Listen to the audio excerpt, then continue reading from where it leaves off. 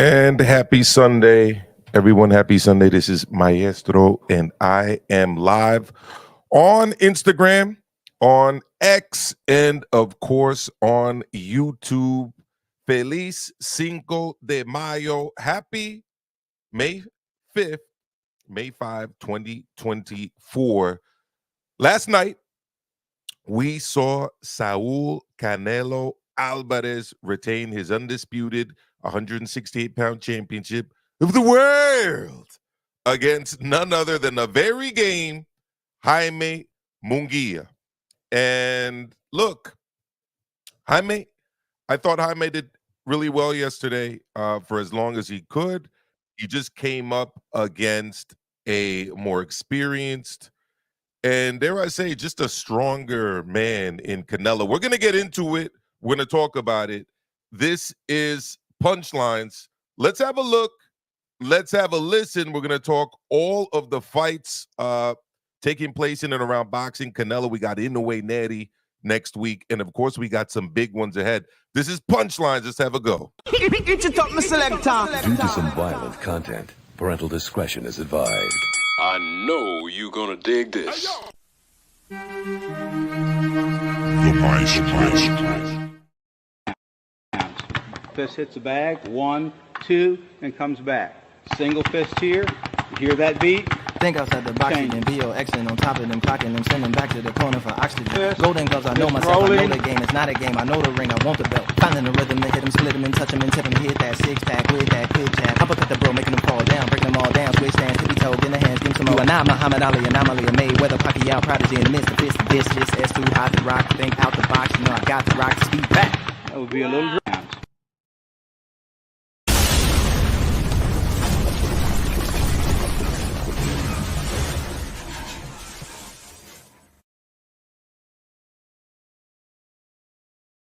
And I'm back. I am back. Funny time of the year for me, guys.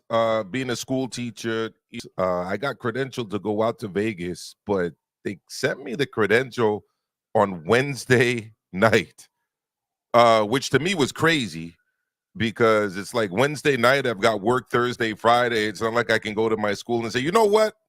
Here I am Thursday morning. Give me today off and Friday off. I have to catch a flight. So, look, I just got to be honest. I think that something's got to be done with the credentialing process. I'm always happy to get credentials and honored to get credentials. But, you know, it's already tough enough when they send you the credential a week before the fight. Usually they come out Friday or Saturday. To send someone a credential on a Wednesday before the fight, I mean, what can I really do? So I would have loved to be there in Vegas. I've seen Canelo fight live a few times. I saw Bivol against Canelo. I saw Triple G against Canelo in Vegas. And yeah, I was out in Vegas for those two particular Canelo fights. So I would have loved to be out there for this one too. But look, I think we all knew what was going to happen. I think the disappointment that a lot of fight fans expressed was somewhat justified in that Jaime Munguia was not necessarily the opponent that a lot of fight fans wanted to see Canelo face on Cinco de Mayo weekend. And again, Feliz Cinco de Mayo, all right, for all of the Mexicanos out there. But look, I said from the time this fight was announced, it was a fight that I would be very interested in watching this fight because Jaime Munguia is a very exciting fighter. Jaime Munguia is a fighter that always goes for the win, always fights until the very end. And we saw him do that in the Sergey Derevyanchenko fight. You know, a fight where he really needed to rally himself and go for it in the 12th and final round. And he did that and obviously earned the victory in that fight. I've never seen a bad Jaime Munguia fight, and it goes without saying that last night's fight with Jaime Munguia was also an exciting fight.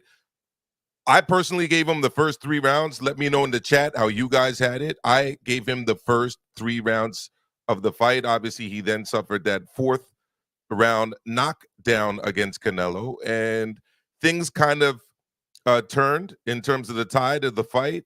I think you could easily give Jaime Munguia 5 rounds in that fight, 4 rounds at least, but I would make a strong argument for 5, honestly.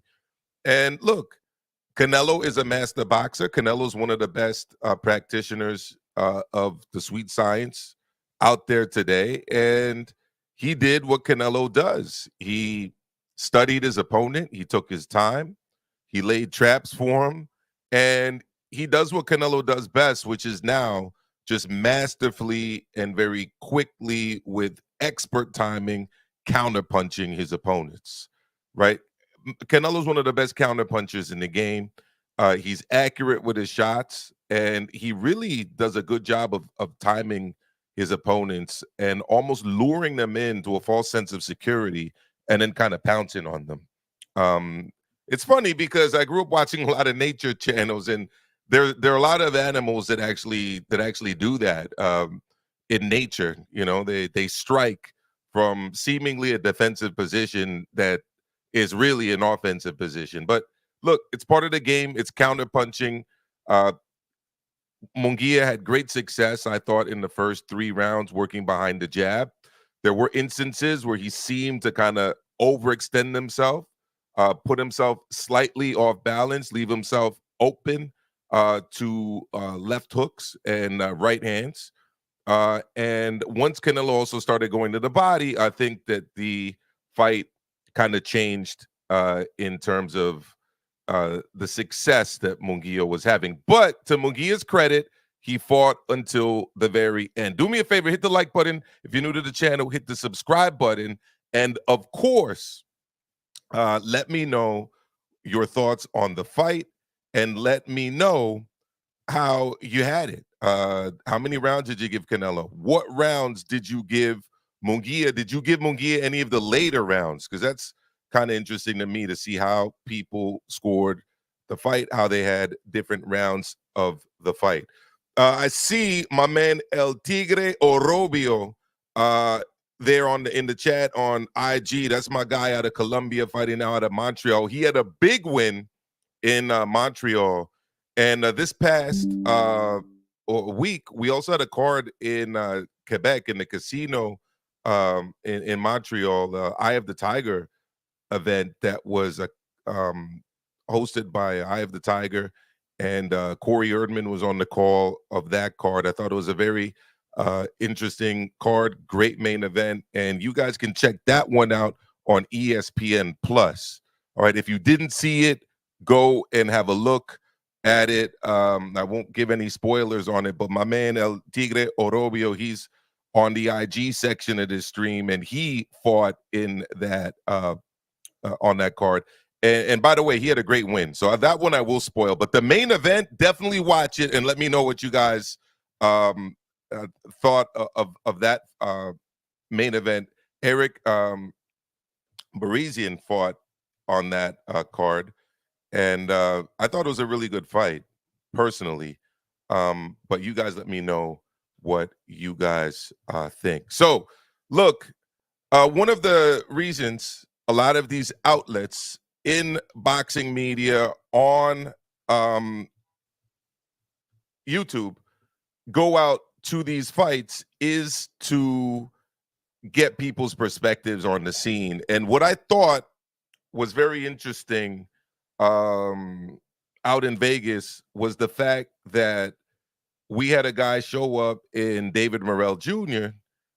We had a guy show up in Edgar Berlanga. And I don't know, man. I just really don't want to see a fight between Edgar Berlanga and Canelo Alvarez. I don't know anybody who's expressed an interest in that fight. If you guys are interested in that fight, let me know. I don't know personally anybody who's interested in that fight. If you're one of those people, let me know. But look, David Morell Jr. was the WBA champion, regular under Canelo, super. David Morell decided to move up to 175 pretty much shortly after David Benavidez did. And at that point, for whatever reason, Edgar Berlanga was elevated to mandatory challenger for Canelo. So I guess that's why he's in Vegas. He's talking about the fight. People are asking him about the fight. They're trying to generate interest to this fight. If that's the next fight, I mean, I can't blame Edgar Berlanga, to be honest. You want to go for it, but Canelo really, I mean, I don't think that that's going to be justifiable, regardless of what the WBA has to say about it. But let's listen to what Edgar Berlanga had to say. Let's have a look. Let's have a listen. Let's go. We just saw Canelo Alvarez take care of business tonight. What do you think about the... By the way, that's my guy, Marcus Hayes from Fight Hub TV. Just giving him credit there. Here we go. fight? Tell us what you saw. It was an amazing fight. I think, you know, they definitely put on for the weekend. You know, Cinco de Mayo, 2 Mexican warriors, you know what I'm saying, future legends. You know, they did an amazing job. You know, and Canelo did his thing tonight.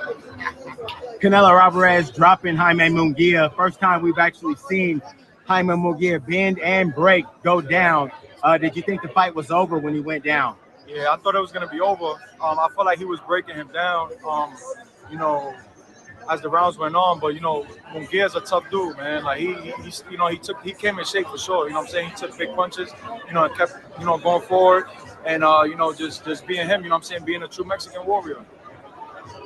So it's interesting that he says that Munguia's a tough dude. He is a tough dude. In fact, a fight that I would have wanted to see would have been Berlanga against Munguia. I mean, I actually wanted to see that before the fight with Canelo was even announced. But I don't know. I mean, Munguia's fought at a much higher level than Berlanga has. There was a lot of buzz about Berlanga when Berlanga was a top-ranked fighter, compiling that knockout streak that consisted of what was it? I think 16 consecutive first-round knockouts. But you know, he parted ways with Top Rank. He's now with Matchroom. He's had some rather low-level wins against fringe contenders at 168 pounds. Guys that are kind of lower contenders than a gentleman I mentioned earlier, Eric Bazinian out of Montreal, right? The Armenian Montrealer who fought on Eye of the Tiger out of Montreal on ESPN Plus this past week. I'll just give you the spoiler. He fought Shaquille Finn.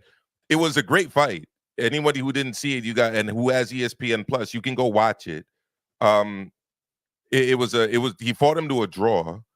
I mean, Eric Bazinian has been fighting at a higher level, in my opinion, than Edgar Berlanga has. I mean, or at least he's been fighting around the same level. But we're to believe that somehow a guy who's at a lower level than Munguia, who just got beat by Canelo yesterday, should be next in line to fight Canelo. I mean, maybe I'm way off on this, guys, but there's got to be a reason he was in Las Vegas. There's got to be a reason these press releases have been going out about him being the WBA mandatory. There's got to be a reason he was positioned into that spot.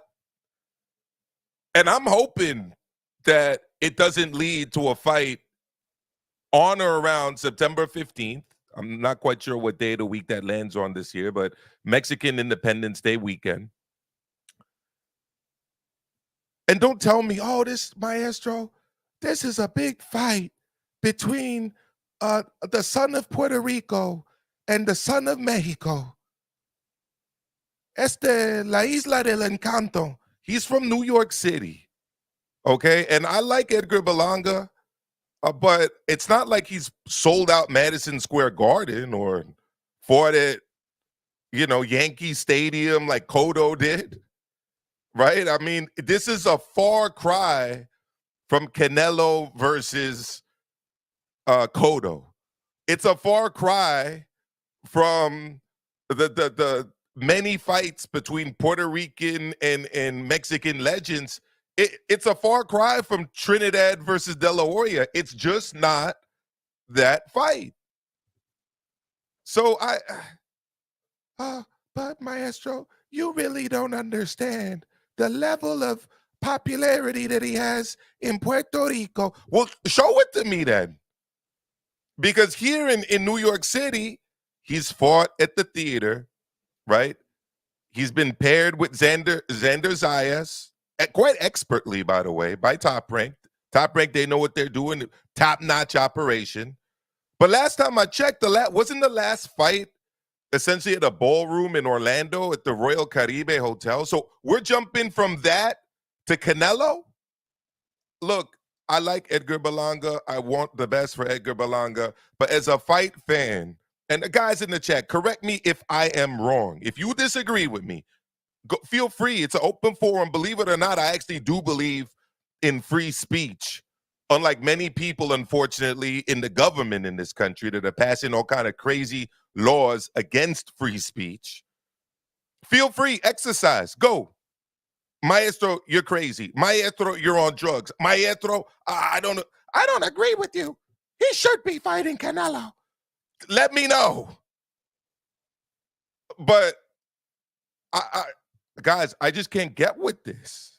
But here, let's listen a little more. Let's go. What do you think about watching Jaime Munguia battling the way that he did and just seeing the strength of Canelo Alvarez live and on demonstration in person? No, for sure. Definitely, you can't underestimate, Canelo's height.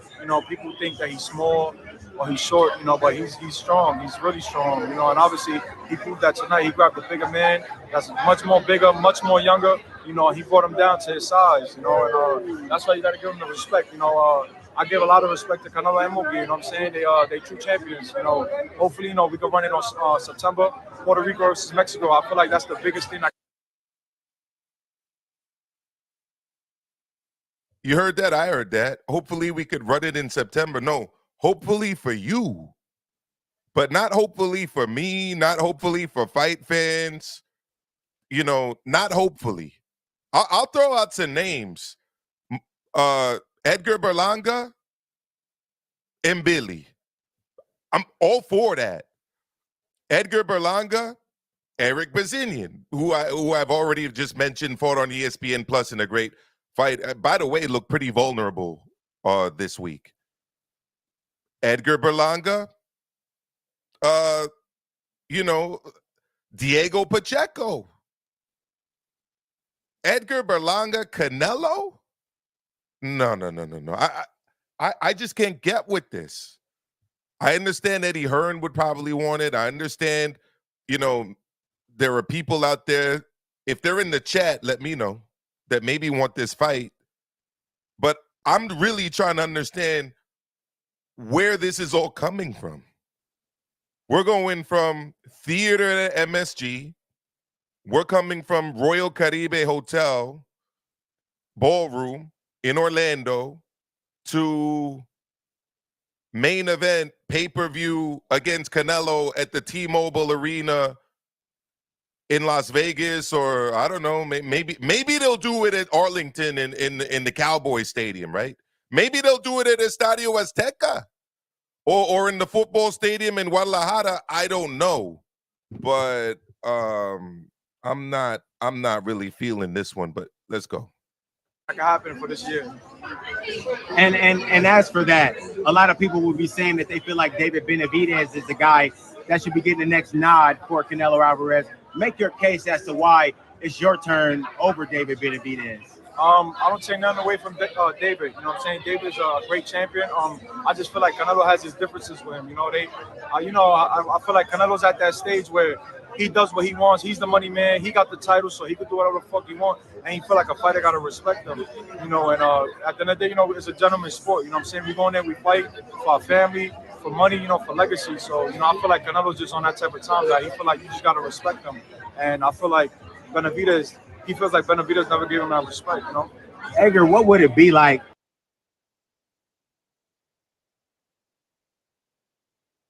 Here we go.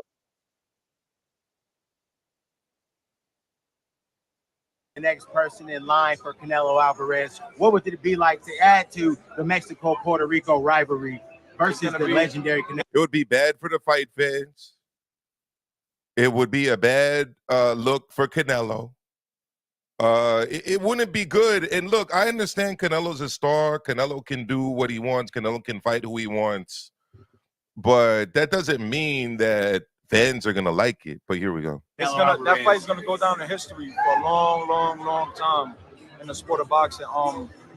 You know, I'm a superstar from Puerto Rico, you know, representing my island heavy. Yeah, we don't have a title, but, you know, my credentials. Okay, so again, I like Edgar Berlanga.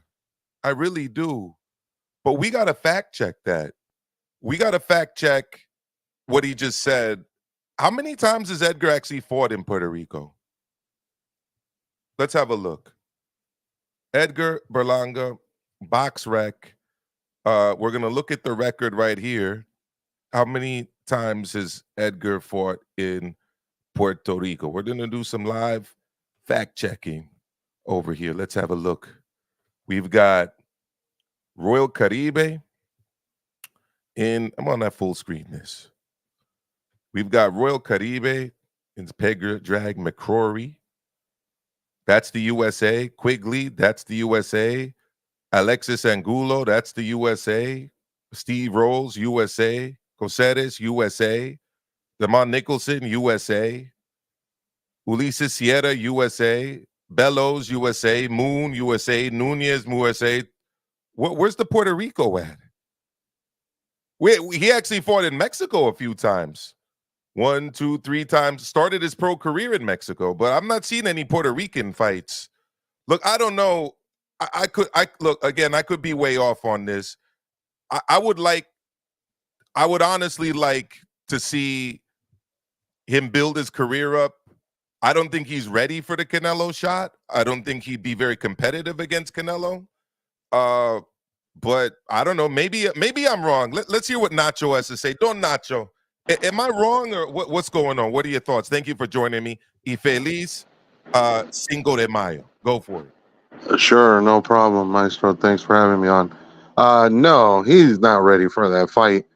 Like you said, Munguia has fought a higher caliber of opponent than even Berlanga has at this point. So this idea that this dude is ready to just step in there and fight Canelo is ludicrous, to say the very least. He's not ready. He won't even take on any of these younger contenders that legitimately could test him. I mean, the guys he's been fighting the last few fights that he's had since he joined Matchroom is just comical.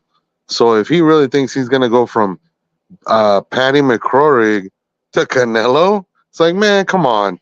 That's like going from single A baseball to all of a sudden you're facing Justin Verlander in the major leagues. What the hell? Yeah, look, Nacho, I was at the Angulo fight when he beat Angulo. That was only 3 fights ago. I was at the fight with Steve Rolls at MSG. That was only 4 fights ago. The idea that you jump from that to a #1 spot and become a mandatory to Canelo is kind of crazy. Yep. You know, and it's interesting because David Morell Jr. was actually positioned to be the #1 guy to Canelo or would have had to defend his title against Edgar Berlanga as the WBA regular champion, but that went by the wayside, and the rest is history on that one. Before I go back to, because I want your thoughts on the Munguia fight last night, let me bring in Papa Chubby Chubby. Papa Chubby Chubby, you must be driving somewhere in Ontario. How's the weather up there? How you doing, fam? Can you hear me okay? I can hear you okay, as much as we'd be able to on a Bluetooth, but go for it.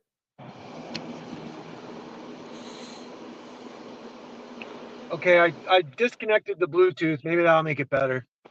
Yeah, that sounds good. Can you hear me still? You good? Yes, I can hear you, Papa Chubby Chubby. Go for it. Yeah, I mean, I just dropped in. I just saw the show live, Maestro, so I just caught a little bit of what Nacho was saying. And I thought he was making a great point about just, you know, that the experience that was kind of lacking for Munguia jumping up to fight Canelo, it kind of entered my mind too. Like, I'm sure a couple fights against the likes of a Janibek. I know he wasn't able to fight with Charlo at 160. Charlo was kind of out of it, but something like that might have helped to build him up for this fight.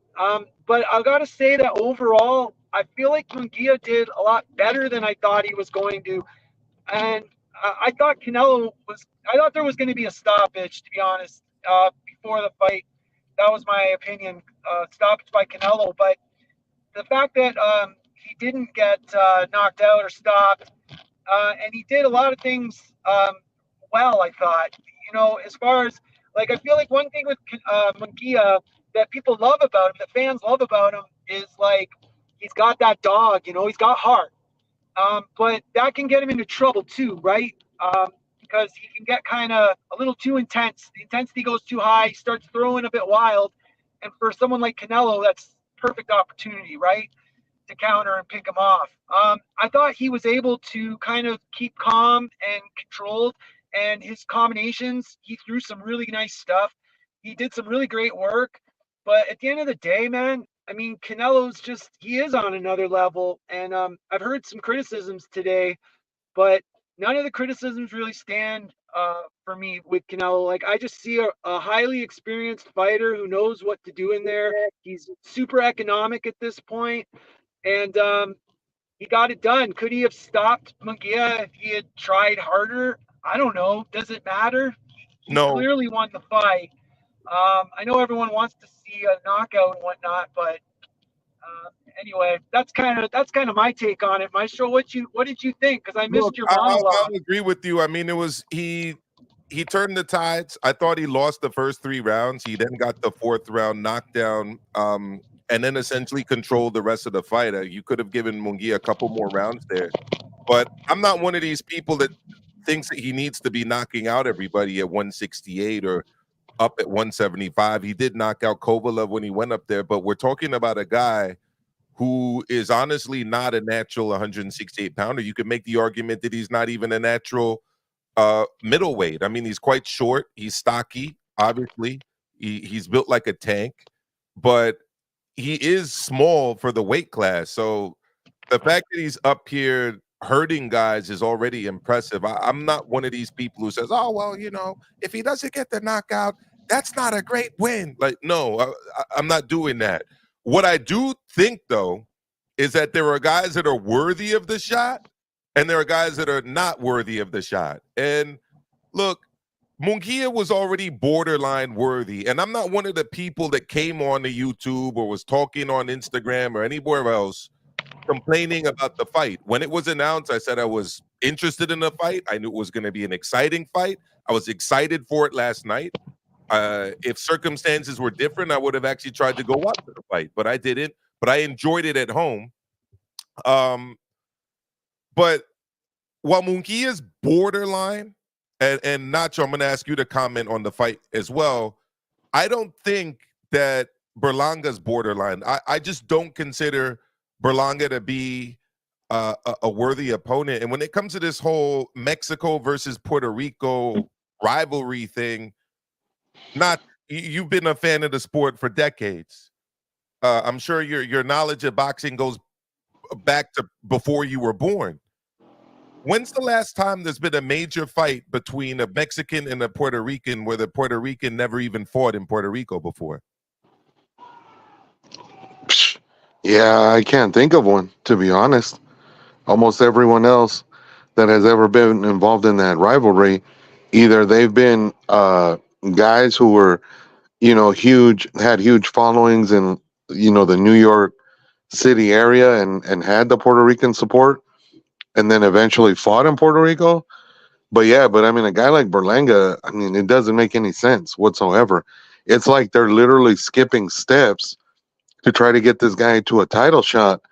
And it's nuts because, like I said, Maestro, he hasn't fought one legit top 15 contender in the division to where you could say, okay, well, you know, he might be ready for a shot at the guy with all the belts. I mean, He hasn't fought a Pacheco. He hasn't fought a Gongora. He hasn't fought a Mbili. He hasn't fought a Morell when he was there. So it's just crazy how they're literally trying to put him at the front of the line because they think that, oh, well, we have a Puerto Rican super middleweight and we can go ahead and sell it as a Puerto Rico versus Mexico fight. No, like even Puerto Ricans aren't supporting this dude. So it's like, look, come on. The probably the biggest New Yorican boxer in the history of the sport was Hector Macho Camacho. I'm just gonna go out on a limb and say that Hector Macho Camacho is the biggest New Yorican fighter, at least in my lifetime. He actually fought in Puerto Rico. He actually won his first world title in Puerto Rico. Yeah, exactly. I mean, so I personally just don't see this as Mexico versus Puerto Rico. Like, I see it as Mexico versus New Yorico, I guess, you know, but that's about it. I mean, I don't just see that as a big enough fight. Plus, you got to do the work. You got to put in the work. Like you don't show up to college without graduating high school and going through middle school and elementary school. You know, yeah. I'm just not seeing it. Philly Drew, how you doing, brother? How's it going? All right. What are your thoughts? I look at it, man. I don't think he deserves the fight. I don't think he's anywhere near ready for a fight. He's a C- level fighter at best. He's not that good of a fighter. He really isn't. The resume it speaks for itself, and I don't think the fight will sell at all. It won't even sell, period. Let's just say this is going to be a pay-per-view. If this gets put into as a pay-per-view and people are going to look at Canelo like, you expect us to pay $90 for this shit? Nah. We'll go get on our Fire Sticks. We'll get on our StreamEast.com and we'll watch the fight there for free, and you can lose all the money you want in the world. And plus, I don't think PBC will want to work with Eddie Hearn because he's promoted by Eddie Hearn now. Berlanga. Yeah, there was talking about the cross promotional and platform stuff yesterday. I thought it was very weird. I was asking Joe Habib about it, Ringside Reporter Live. He goes live later, 6 p.m. Eastern with Eric Lorda. Make sure you check it out. I don't understand why Amazon allowed dual streaming on DAZN. Like, you're just starting off in the sport. Clearly, you should want to drive traffic to your platform. I don't quite understand why it was even on DAZN.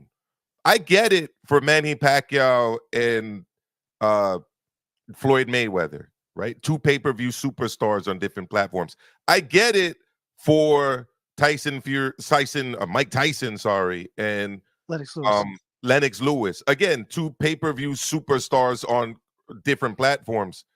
I don't get it for Canelo and Munguia. And by the way, a lot of the people that I know that watched the fight actually watched it on DAZN. They didn't even watch it on Amazon with Mauro Ranallo and Goosen and Keith Thurman and the other guys that were on that broadcast, Jim Gray, etc. They watch it on DAZN. I don't understand that business, but that's a little bit of a side note. Yeah, I'm just not getting it. But before I bring in Nacho again or Papa Chubby again, I do want to bring in David Morell Jr. He's not here with me, obviously, but I do have video of him from last night commenting, and I thought this was interesting. Let's have a look. Let's have a listen to David Morell Jr. Might have had a couple. Anyway, I don't want to cast aspersions. Let's just have a listen to what he had to say. Did something happen between him and Berlanga? Berlanga, en serio, me di cuenta una vez más, papi, supuestamente, como dicen ustedes los boricuas, papi, no tienes fucking cojones, cabrón. Yeah, he said Berlanga don't got no balls. O sea, ahorita, o sea, ahorita, habla un poco de cosas, porque, papi, yo me fui de la 168, pero papi, cuando yo estaba ahí, él no le fue quien pinga. ¿Él te dijo algo ahí atrás? No, no me dijo nada. Yo le dije, So he's saying. So basically, what he's saying there is that look, the guy he's left the division, but when he was in the division, Berlanga didn't want anything to do with him. You know, Berlanga didn't want to fight him. He doesn't quite understand it. And again, he was a WBA regular champion. Berlanga was right under him. And it's funny because I saw an interview with Berlanga where they were asked Berlanga about Morell Jr. He's like, nah, I don't want to talk about that guy. Then he had another thing. Shout out to Ray Cuban TV. I put it on my YouTube to share it because I thought it was crazy. Where he was saying that Berlanga doesn't have a fan base. Berlanga hasn't done, Morell doesn't have a fan base. Morell hasn't done anything. Where's Patrick McCrory's fan base? Where's Steve Rolls' fan base? With all due respect to your fellow guy from Ontario, Papa Chubby, where's his fan base? Where's Jason Quigley's fan base? Where's Jason Quigley's fan base? You kidding me? I mean, David Morell was selling out the Armory in Minnesota. I was there. So let's not act like there were no opportunities to fight people to make an actual case for you to fight Canelo. And by the way, I'm not asking for crazy names here. We got Christian and Billy. We got Eric Barizian. We've got Bektamir Bully. Like there's guys out there. You know, I gotta be honest with you, Maestro. Bully is not really on that type of level, and I don't think he's ever gonna make it. Bro, I'm not saying he's on the Canelo level or the David Morell Jr. level. I'm saying he's on the level that Berlanga has not even beat yet. Yeah, like I look at it like this. Edgar Berlanga ever was to step up to fight David Morell would destroy him inside 30 seconds. Well, there you have it. Papa Chubby, you're back on. Go for it. I mean, do the rankings even play into anything anymore? Does anybody care about rankings anymore? I mean, it seems like the rankings just get used, abused, in a situational, contextual kind of way by whoever's using them. Whether it's a fan trying to make a point, whether it's a promoter trying to make a fight. And the way that if you watch them close enough and often enough, you see the way fighters move up and down. I don't even know what to say anymore. I mean, going back to the idea that, you know, Munguia basically has had his hand raised for a long time, but in a lot of fans' minds, he hasn't been doing the work. You know, he hasn't fought the right fights, the right people to earn the fight. And in a lot of ways, I sort of agree with that. And I think we saw the result was, in a lot of ways, Munguia was not prepared for the level of Canelo. That's an opinion. That's one side of it. But I feel like boxing's in this weird place.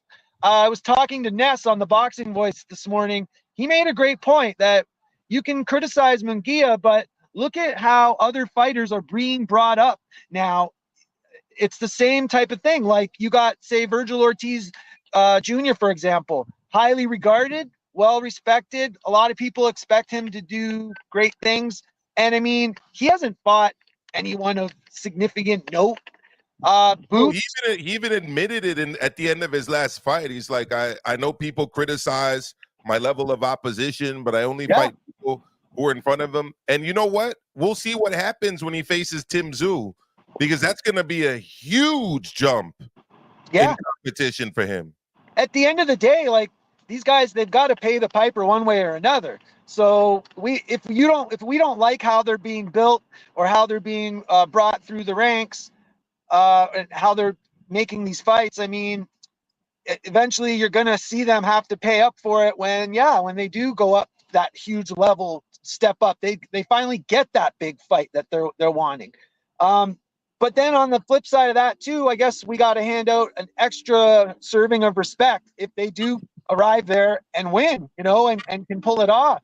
I agree. Tszyu is going to be a huge obstacle for Ortiz Jr. But to be fair, I'm biased, I guess, in the sense that I do like Ortiz Jr. And it's funny, like I kind of hold these things against Munguia, but it's not the first thing that comes to mind when I think of Ortiz Jr. So there is a lot of bias going on, even for myself. You know, I'm not gonna lie.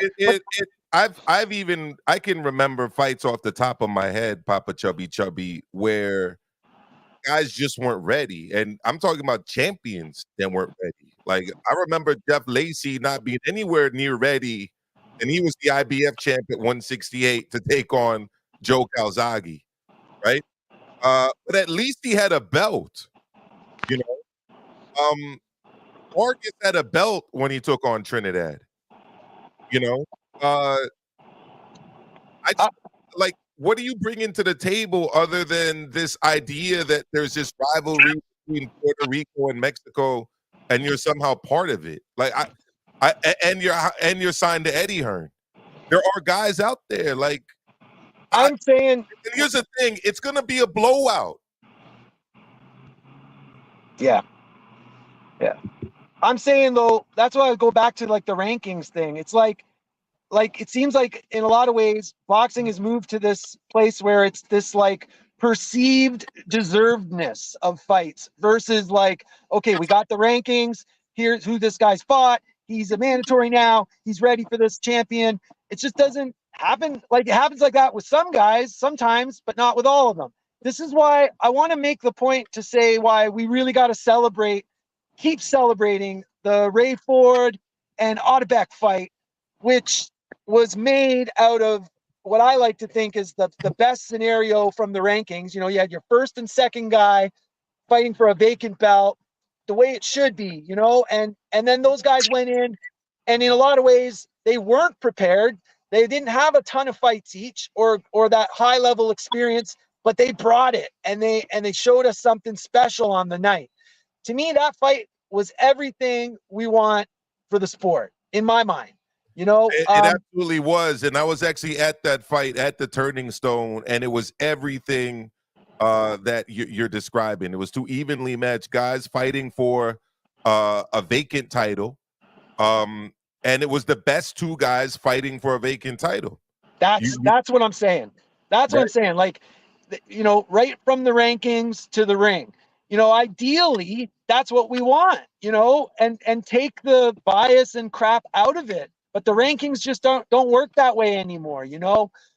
Maybe at the lower divisions a little more so, but definitely, like, man, oh man, some of the higher, 60, 68, I don't know, man. The rankings are crazy sometimes. I'm going to go to Nacho and then back to Philly Drew. And then I want to talk about an actual disappointment this weekend. And I'm talking about Artur Beterbiev, the unified light heavyweight champion of the world, suffering a meniscus injury on his knee. You know, that's sideline. That's going to sideline him. So I'm going to get to that in a moment. But Nacho and Philly Drew, any last words on Canelo and on who you'd like to see him fight next? Who wants to go first? You might as well go, Philly, and then Nacho right after. Go for it.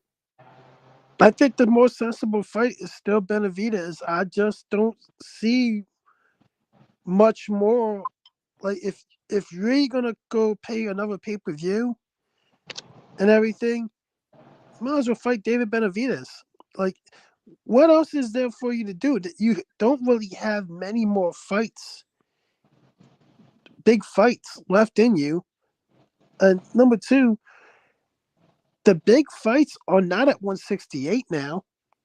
The guys that are posed the big fights to you will be at 175 because Morell and Benavidez are both at 175, but I think they will both be willing to come back down to 168 to fight you. I agree, and Benavidez has already said that. He said that this week. He said Canelo's the only guy that he would go back down and wait to fight. So I just think it makes more sense from the fight David Benavidez now.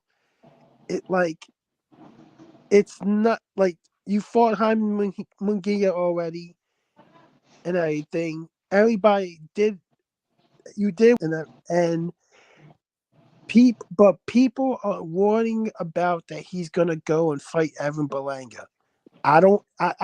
In percentage of that happening, it's a 5% chance that happens because of promotional network rights and everything. And the fight, it doesn't take an idiot to tell you that that fight's not going to sell. No, I agree with you. I agree. And look, Canelo's actually, I think, running out of names at 168 that are compelling. William Skull is his IBF mandatory. Christian Mbili is probably now replaced Jaime Munguia with the WBC because Jaime Munguia just lost. So it's it's slim pickings right now, I think, really, for Canelo at 168, unless he gets Benavidez back down to 168, and that's a compelling fight. But obviously, he's going to have to get past Gvozdyk for that to happen. Ignacio, we've talked a lot about Berlanga not being the guy for Canelo next, but we've got to, I guess, propose who the next guy should be. What are your thoughts? Yeah, I agree with you that there's not a whole lot out there. There's just a lot of young, unproven contenders that you really can't sell as opponents at this point. So, yeah, Benavidez is pretty much the only quote-unquote name out there for him to face. My only question is, does he get past Gvozdyk next month? And also, too, can he make 68 without killing himself at this point? Because honestly, I think this has been kind of Canelo's he's been on the long play, in my opinion, Maestro. I think he's waiting this dude out as much as he can to force him to have to kill himself to make 68. And Benavidez has not done a good job of staying in shape in between fights. And so at this point, I think Canelo has been real strategic about Benavidez as far as like, okay, yeah, I mean, I'll face him now knowing that this dude is going to fight at 75 next month. And yeah, maybe he gets past that fight.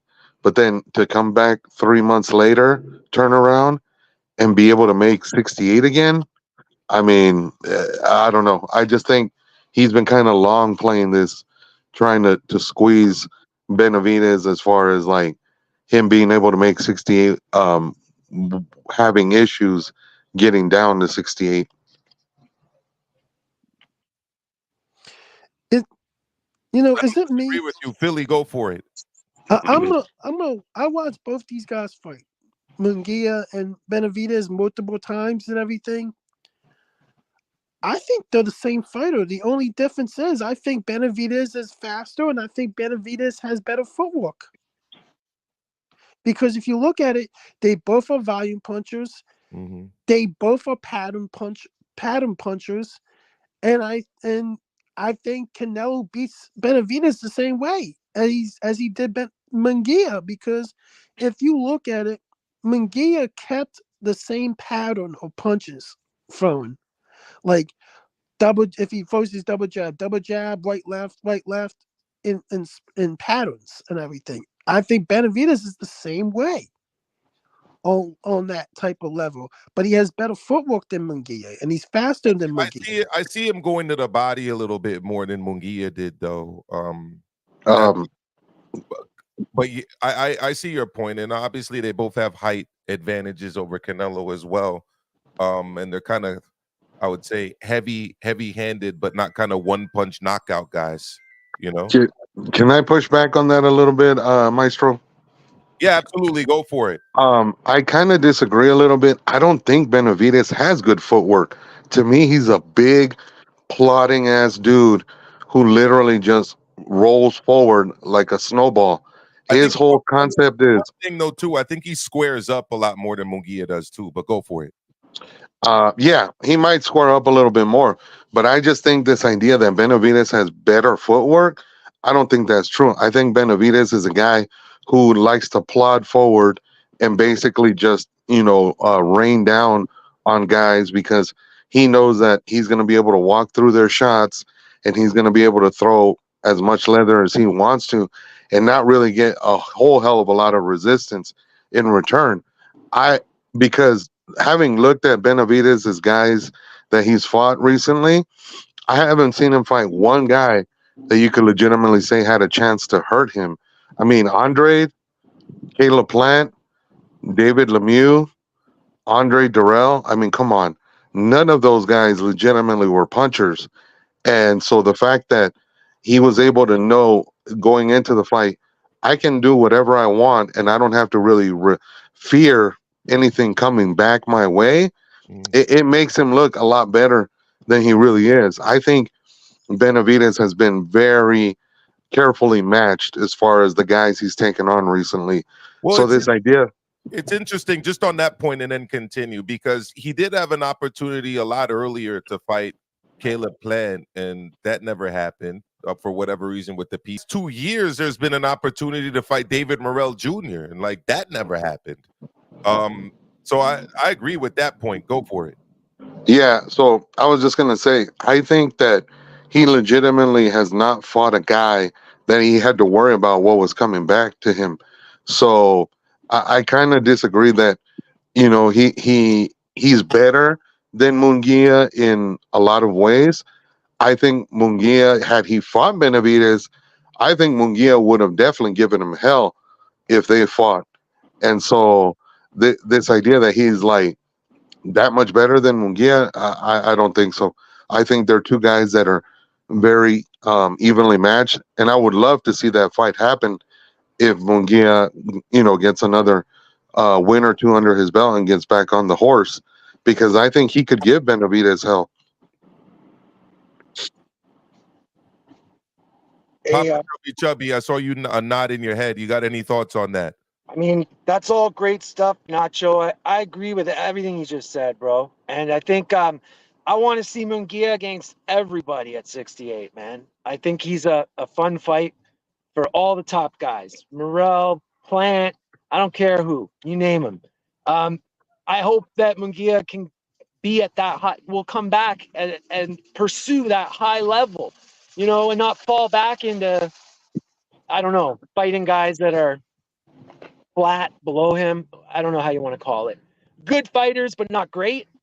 Yeah, I'd like to see Munguia really kind of go reach out and grab some legacy for himself, man.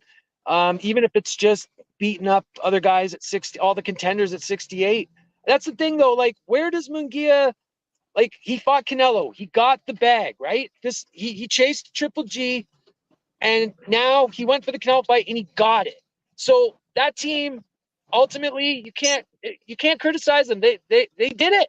They did it. What accomplishment for them, man. What a payday. But now what? Like, what's left for Munguia when that's ultimately your biggest goal and you reach it? You know, is he gonna try and get some legacy? Is he gonna try and go for some belts? I don't know. I don't know where he goes, to be honest. But I hope that we see him in some big fights. The thing about Benavidez, man, he's a fucking giant. He's huge for 68. I think people understand it, but I'm not sure people really understand how big he is. I agree with you. I'm 6'4", and he's huge. Not that much shorter than me. And by the way, it's the same with David Morell Jr., and it's the same with Zurdo. I saw Zurdo a couple weeks back when he was in Brooklyn for the Ryan Garcia fight, and I couldn't believe that this guy made 168 pounds. It's wild. Absolutely. So, I mean, it's a tough one, but we'll see what happens. Let's talk about this news that Beterbiev has been injured. He's a guy who trains very strenuously. He's a guy who's pretty much 40 now. He's been dealing with injuries every now and again, inactivity. I don't know. I don't want to be a party pooper, but a meniscus tear is not something that's easily that you're easily able to recover from in a short amount of time. And even if he does recover from it or rushes back quickly, it's going to affect his mobility against a guy who's a very mobile, very agile, on his toes, in and out, bouncy boxer in that Russian style in Bivol, master of that style, by the way. I don't know. Am I way off, guys, thinking that there's no way this fight's happening this year and it will be lucky if we get it early next year even? Well, do you have any input about how, like, what would be the ideal amount of recovery for him to be 100%? Like, I haven't read or seen anything yet. What do you have any opinions on that, Maestro? Like, what, a year or something? Ah, man, I mean, if he has to do surgery, it's gonna be like a good 3 to 6 months before he can resume training. You know, I mean, it's a sad story. Minimum. I mean, it takes him out for the rest of the year, as far as I'm concerned. So, and at that point, he's getting older. You know, still. This is the fight that I wanted to see the most up there with Usyk and Fury.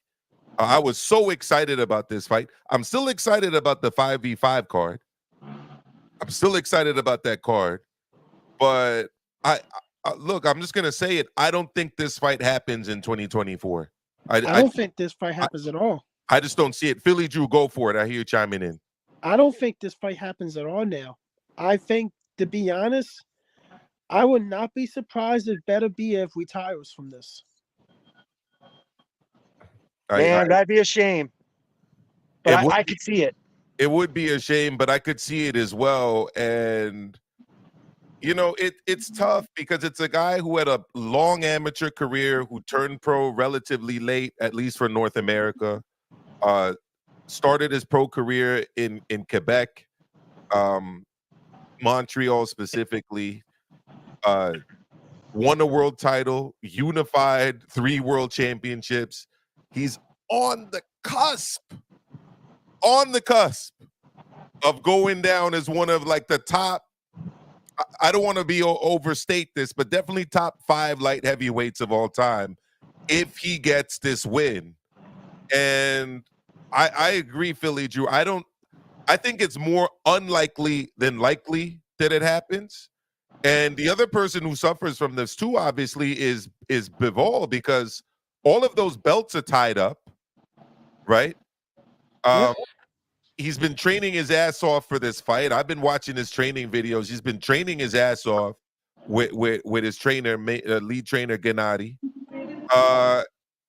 And does he get a replacement opponent? He will get one. They got one for him. I forget his name. So they're getting him a replacement opponent, but who? I mean, they said he's the number 9 ranked fighter in the WBO. So we're talking about Connor Wallace? It's more. It begins with an M. His name. First name or last name? First name is an M. I don't see anybody ranked. Matter of fact, I'm going to pull up the rankings right here. I have them in front of me. I don't. And if you can, Marcus Brown's the only thing that comes to my mind, but it's not Marcus Brown. No, Marcus Brown has moved up to cruiserweight. Oh, shoot. Okay. Yeah, I actually saw him fight at cruiserweight last summer in Maryland. Makes sense. Let me see if I can. I mean, look, there's guys out there.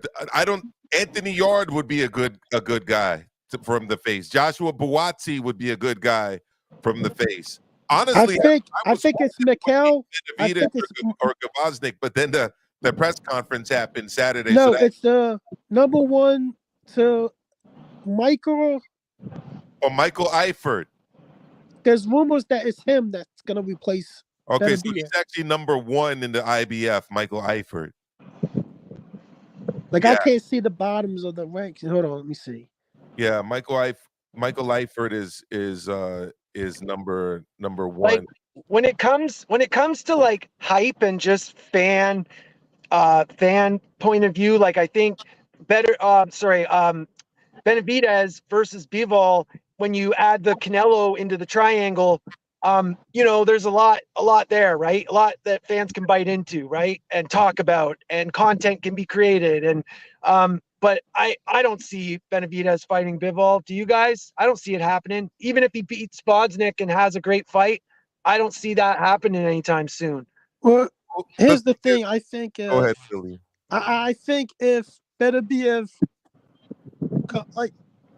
doesn't come back from this and Benavidez wins, he may be elevated to champion, or he may fight, or they may push for a fight with him versus possibly a Morell or possibly Devon. So he may be put into one of those fights. Well, the funny thing is, Morell's going to be fighting for the WBA regular, which is under Bivol. Beterbiev's title at 175 with the WBC, it never made sense to me that Benavidez would be fighting for an interim title because he's obviously active. But guess what? Now he's not active. So Benavidez moving up for an interim shot actually kind of does make sense now that Beterbiev's injured and is going to be inactive. It didn't make sense before the injury, but it makes sense now. Yeah. Look, at the end of the day, it's going to be – that's not a main event, Bivol versus Eifert. If anything, you know, you're going to have to make Zhang versus Wilder the main event. Oh, they did that. You know, that's definitely the main event now. And you're just going to keep Bivol busy on this one. Have him defend the IBO and WBA title and, you know, see maybe like if we can get a fight with Morell or with Benavidez in his next one. Because again, I don't see Beterbiev coming back from this. Not quick, not with a meniscus tear. I know people that have had those. It takes a while to recover, especially if you have to. You're gonna have to have surgery for the tear. You know, so it is what it is. Hey guys, any thoughts on this before I go back to Papa Chubby? Maestro, let me interrupt. Sorry, I got to jump off. All right, that's fine. Yeah, have a good day. Thanks for having me on, bro. Thank you for joining me anytime, brother. Take care. Ignacio, you there? Yeah. Yeah. Any thoughts on the Beterbiev injury and what's next for Yeah, I think Maestro, I mean, of course, a lot of us are disappointed that the fight's not going to happen next month. We were all looking forward to that. I agree that injury, it's probably not going to be easy to come back from. But I will say this, Maestro, I think Beterbiev knows that this is like a huge fight for his legacy. And I could see him saying, you know what, fuck it. I'm going to do everything in my power to get in that ring and make this fight happen. So that way it secures his legacy. And then if he wins that fight against Bivol, then I could see him completely walking away and riding off into the sunset. I just don't see him getting to this point and saying, you know what, like, I'm done. Like, I just don't. If he could have a moment like that, that would be awesome. Like, you know, coming back from an injury against all of what the doubters say about the injury, you know, the thinking off the top of my head of Vinny Pazienza removing all those screws from his neck and returning the fight. I mean, it's not that dramatic, but if he could do it, I mean, it would be an amazing accomplishment. And obviously it's a fight I want to see. And if anything, it might even be a more compelling fight, knowing that he's going in with this kind of an injury and all of the issues and that might cause. But I still don't see it this year though, Nacho. Maybe No, I don't think, like you said, I think it's going to take a while for him to recover from the surgery, but I do think he comes back for this one last fight, Maestro. Like I said, I don't think he wants to retire saying, what if? I think he's going to do everything he can to try to get this fight over the finish line and try to win and get that fourth belt and then be able to say, I was the undisputed champ and I beat all the guys at 75 before he walks away. I think he's going to try to do that. I just have this feeling that I don't think he wants to go out on this note saying, oh, a meniscus injury just ended my career and I was never able to, you know, get to the finish line. I could see him saying that he's going to do everything in his power to try to get this fight and then hopefully win it and then eventually ride off into the sunset. Yeah, I can see that for sure. Last fight I want to talk about. I can't say actually I can see it for sure. I could say I hope to see it. And that would be great, obviously, for fight fans if he could accomplish it. Last fight I want to talk about, and then I want to get into the thing that I saw with Shane Mosley that I thought was interesting. But last thing I want to talk about, guys, is this big fight taking place in Japan. A lot of people are forgetting we've got an undisputed championship fight at 122 right around the corner between Inoue and Luis Neri. And look, the weigh-ins happened. They both made weight. That was something that I was interested in seeing because, you know, Neri has had issues in the past and being disciplined and whatnot. It looks like he came in tremendous shape for this fight. Ignacio, I'm going to go to you for this one first. What kind of shot are you giving Luis Neri against the monster Inoue at 122? I would say that Neri has about a 25 to 30% chance of winning the fight, Maestro. I know he came in tremendous shape, and I know that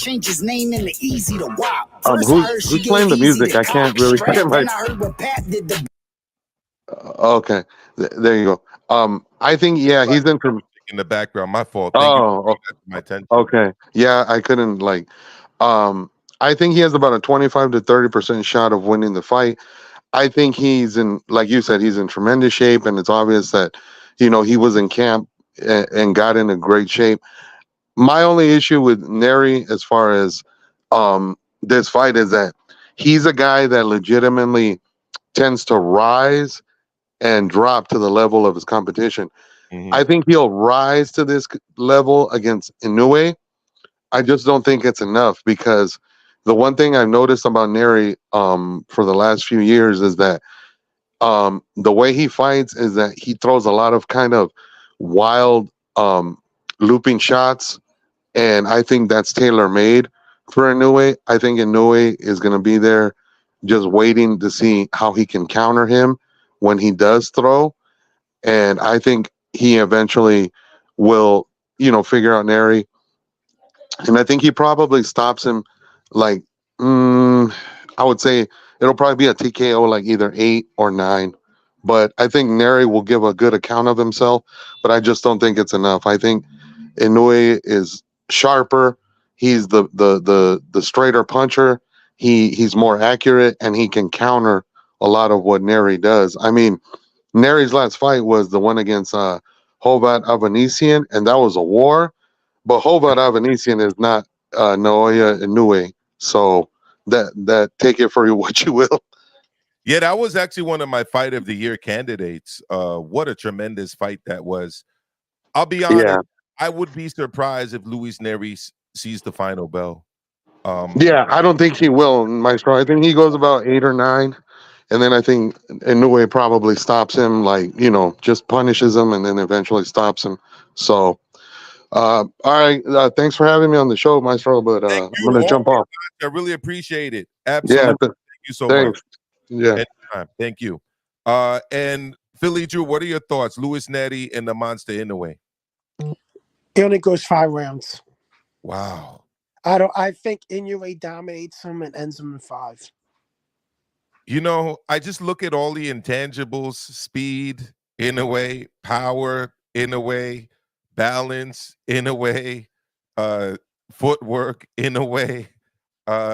You know, it's just Inoue. I just don't see it. But what I do see is Luis Neri giving it his all, and at least making it exciting for as long as it lasts. You know, and that's how I think it's only going to last 5. Like, I think he's going to have to go for broke from start to finish. Yeah, I agree. You know, and he's going to get caught. Yeah, I think he's probably going to try to catch Inoue in some kind of an exchange. You know, that's his best bet, and just go for it. A Donnybrook, as some people might call it, because he's not outboxing Inoue. You know, this is a guy that outboxing school, Cool Boy Steph, and pretty much every other guy he was supposed to struggle with. You know, the quote unquote natural boxers, of which he is. He's just a natural boxer that hits like a mule. It's like you got 2 choices. It's how to go out in a blaze of glory and go to war right away, or let this guy break you down slowly and just end you like that. Yeah. There you go. Look, Philly, it's up to you whether you want to stick with me for this last one. Shane Mosley, I had no idea he had problems with De La Hoya. Yeah, he had problems with De La Hoya since the Golden Boy. It's his split from Golden Boy.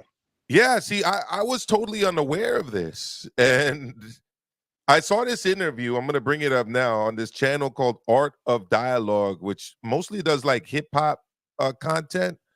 But they were interviewing Shane Mosley, and they're interviewing Shane Mosley talking about the lack of promotion for his son, Shane Mosley Jr. And I got to be honest, I didn't really agree with a lot of it. I'm going to play a little bit of it and let people see this, but here we go. Oh, hold on a second. Oscar, what's the issue between him and his fighters, man? It's like he's always beefing with his fighters. I know at one point him and Ryan Garcia was going at it, and I just seen a press conference where him and Canelo was going at it, and Canelo was accusing him. I'm gonna go a little bit further here because he's Shane Mosley Jr. Shane Mosley is a big name, and for you not to be promoting that, and especially when he's winning and he's good-looking kid, talks very well. You know what I'm saying? He knows what he wants, has a good, nice family. I mean, just everything. He's the poster child for what a fighter should look like and be and try to aspire to be. He's a poster child for it. Why wouldn't you push that? So what you think is beef? So I just wanted to play that part, Philly, because I think that some of the negativity that Oscar gets is justified. I'm just not seeing it on this one. I just don't see Shane Mosley Jr. as a guy that's been under promoted. I actually see Shane Mosley Jr. as somebody who got an opportunity because of who his dad is, but who is nowhere near what his dad is or was. I don't know. What are your thoughts, Philly? Nah, he's nowhere near his dad's skill level. He's nowhere near top opposition. He's for a prospect as a step-up fight at best. Like, he lost to Jason Krigley. That was one of his 5 losses. Well, he had like 22 professional fights. I think he's got at least 4 losses. So he's like 20. He has 22 professional fights. He lost at least 4 or 5 fights already, and it's not. Yeah, he's 21. He's 21-4. Okay, he's 21-4. He hasn't lost his losses are not the top-notch opposition. Jason Quigley, Brandon Adams, David Toussaint, and McChristopher Adkins. It's like a guy who was 2-1 at the time. So I'm trying to think, where was he mispromoted? If he was given opportunities on the undercards of fights to perform and everything, it's not the promoter's job to win fights. It's the fighter's job to win fights, and he hasn't been able to win fights. And the thing about it is, for you to get put up to the next level, you got to win fights. He'll be able to promote your son better by using the Mosley name if your son will win fights. Yeah, I agree. And, having the name is one thing, but it's not an automatic ticket to the top. I mean, we've seen that with, Conor Benn even right now, but definitely Ricky Haddon's son. And we'll see how far Adam Hamed goes. I'm a huge fan of Prince Naseem Hamed, always have been. We'll see how his son performs as a professional. He's had one fight, a fight that I wasn't even really able to see when it happened, and he's going to be fighting with Queensberry. But yeah, I don't know. I'm just not with Shane Mosley on this one, man. And Oscar gets a lot of criticism. I just don't see this as something that Oscar deserves criticism for. I think if you want to look at it like this,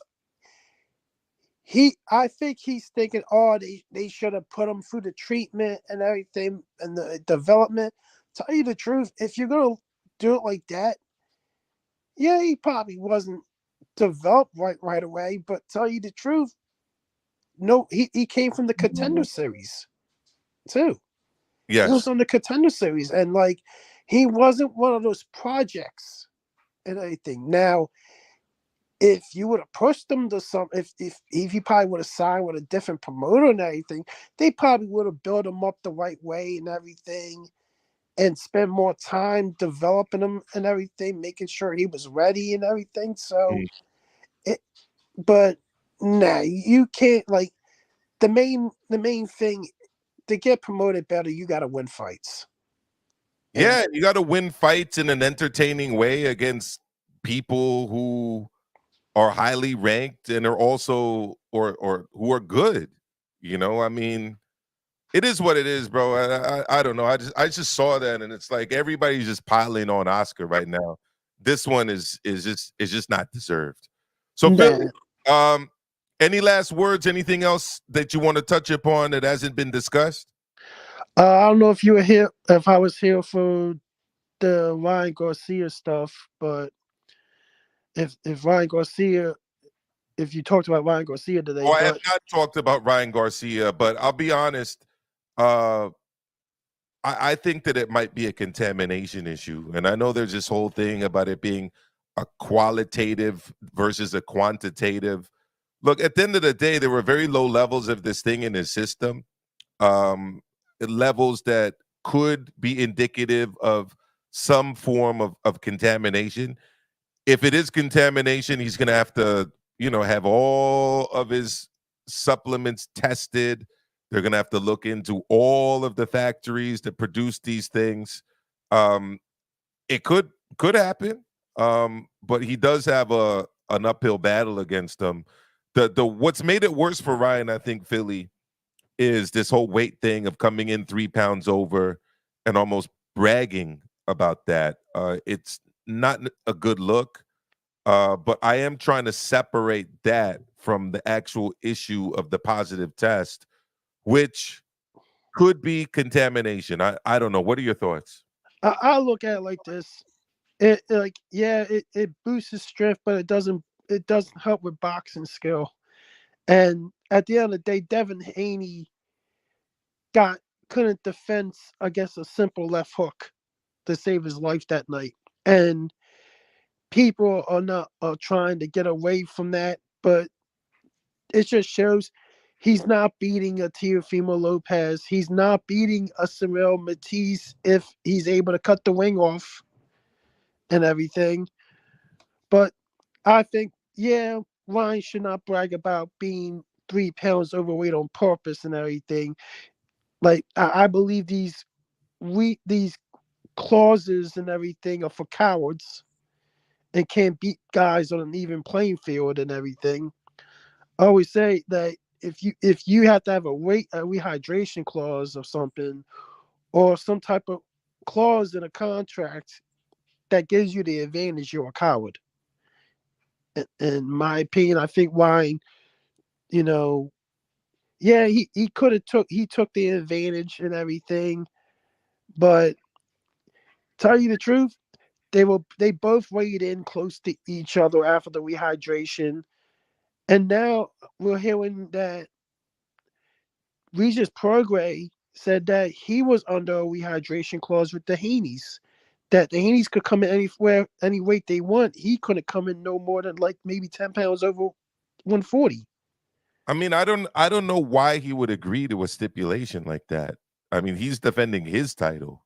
I don't understand either. Why would you bring it out now? That doesn't make any sense. Like, it just makes you look like more of a liar. Bring it up now, not during the press conference. Yeah, I don't know. I have a tough time believing that happened, especially with him being promoted by Eddie Hearn. Can you imagine Eddie Hearn consenting to a stipulation like that?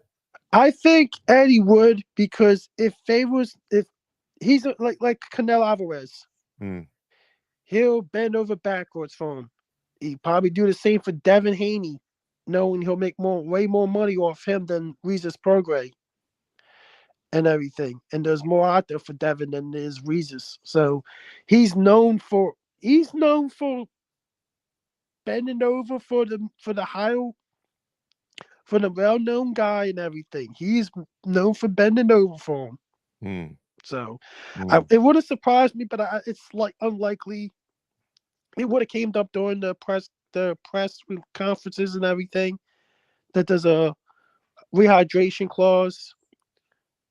But yeah, I don't know. And the thing is,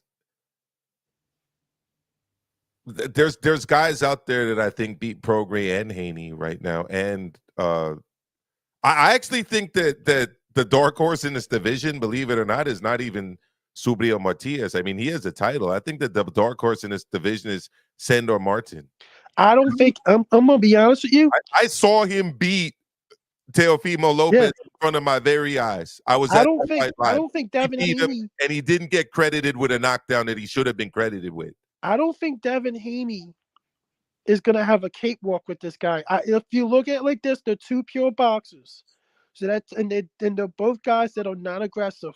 If you look at it, one of them's going to have to be the aggressor. And I don't think it's Sandor Martin. I think it's Devin Haney is going to be the aggressor. And Sandor Martin is a very good counterpuncher. And I think Sandor Martin counterpunches him to death. I think I will pick Sandor Martin to beat Devin Haney. Yeah, I mean it's definitely a pick'em fight, and it's gonna be tough to sell the fight too, because I think a lot of people are just gonna assume that it's gonna be kind of a boring fight. Yeah, it's gonna be a snooze fest. Unless one of them becomes the aggressor, and that's what's gonna happen. And it's gonna be Devin becoming more the aggressor because Sandor Martin's a guy that's not going to get away from what he does. He's going to stay to the type of fighter he is and the type of game plan he is. He's going to make you come to him, and he's going to use the whole wing to his disposal. And if Devin doesn't want to fight and Devin want to engage, then you're going to have a problem getting a decision. Yeah, that sounds about right to me. Sounds about right to me. And look, he deserves his shot. I thought he beat Teofimo Lopez. He's got a victory over Mikey Garcia, which is nothing to sneeze at, And we'll see. I also think the Liam Pardo Subriel Matias fight is a very compelling fight, and I'm actually looking forward to that. But let's do it again, Philly. Let everybody know where they could catch you.